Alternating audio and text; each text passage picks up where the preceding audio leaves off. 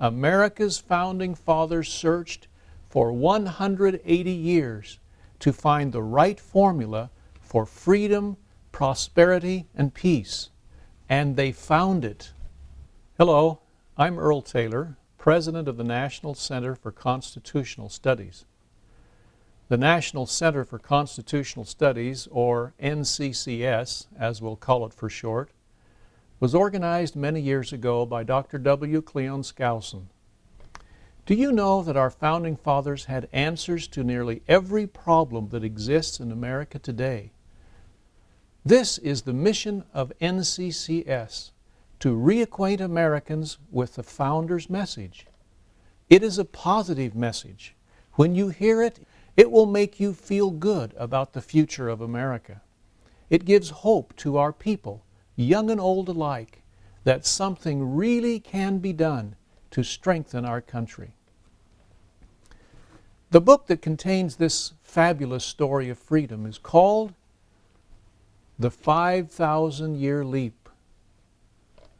This is the story of where the founders got their great ideas that produced the miracle of America. This is the result of reading, classifying, and digesting hundreds of letters, speeches, minutes, autobiographies of the founders. And now that this message has been beautifully packaged, our job is to get it out, to teach it, to let Americans hear the good news of freedom once again. This book and the accompanying CDs and DVDs is being taught in short 1 to 2 hour evenings, or it can be studied in great detail in our semester-long course, which we now have on DVD. And now, here is a sampling taken from our semester-long course, recorded in the classroom, of some of the remarkable teachings of this book. I know you'll enjoy it.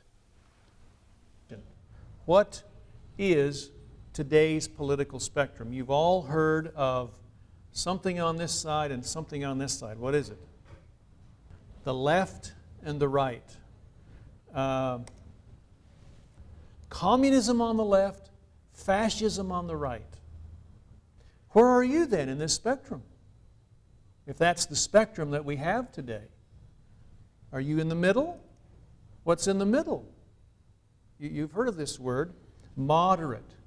Are you a moderate?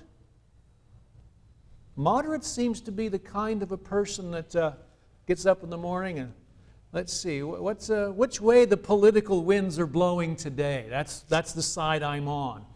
They might even send out a little survey and say, let's see how the people feel about this, and however they feel about this, that's your side. It's a moderate. Given the feeling that, you're not really extreme on anything, you're just kind of going with the flow here. Is that what you are? I don't know about you, but this kind of a spectrum is really confusing. You don't know where you are. And sometimes people label people conservative and liberal. You've heard those terms. And if you're a conservative, supposedly you're where? You're on the right. And if you're really conservative, you're where? You're way out on the right. You may be ultra-conservative. Then you have the liberals and the ultra-liberals. Well, I think this spectrum was made to be confusing. But the founders had a much better way to measure government. We're going to talk about the Founding Fathers' political spectrum. To me, it makes a whole lot more sense. They said, if you want to measure government, then you measure government the way you measure anything else. Let's say you have a yardstick, and on one end of the yardstick is 100% of whatever you're measuring. 100%. What is 100% government? That's tyranny. That's a tyrant. 100%. There's a law for everything, and the tyrant makes the law. On the other end of the spectrum, or the other end of the yardstick, is zero. Zero government, zero law. What would that be? That's anarchy. And the founders said, between those two ends, you can put every form of government that's ever existed in the earth, depending on the kind of of control and the amount of control that the government exercises over the people. What do you think? That's a great way of studying government. Where is it on the political spectrum? The correct political spectrum between anarchy and tyranny. 100% law, we call it ruler's law. Who makes the rule? Who makes the law under ruler's law? That's right, the ruler. 0% is no law. So between ruler's law and no law, where are we going to be? See, this was the challenge of the founders. They said, where we want is just enough law to protect the people and not too much to oppress the people. A position on the political spectrum that would be balanced between too little and too much. That would be a position in government where the people themselves would consent to that position. Hence, we call it people's law. Where we have just enough government to protect the people in their rights, but not too much to oppress them. And once we find that position, Jefferson called it the middle point. We like to call it the balance center, because it's balanced between too little and too much. And once they found that point, they said, what we need to do is nail it down. We're going to put chains around it. Jefferson called it chains of the Constitution.